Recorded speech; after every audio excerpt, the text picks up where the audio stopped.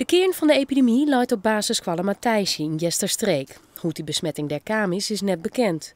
De moezels worden veroorzaakt door een virus en worden oerbracht door praten, wassen en proesten.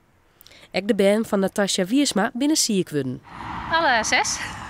Allemaal mazelen en het lijkt bij ons begonnen te zijn. En waar wij het vandaan hebben, weet ik niet. Maar voordat je weet dat je mazelen hebt, ben je gewoon naar school met een hoesje en heb je anderen al besmet. Dus daarna, volgens mij, waren er meerdere ziek geworden. Maar ja, we zijn alweer beter hoor.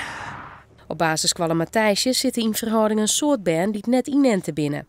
Matthijsje is een christelijke school, maar de ouders hebben verschillende redenen om net te inten.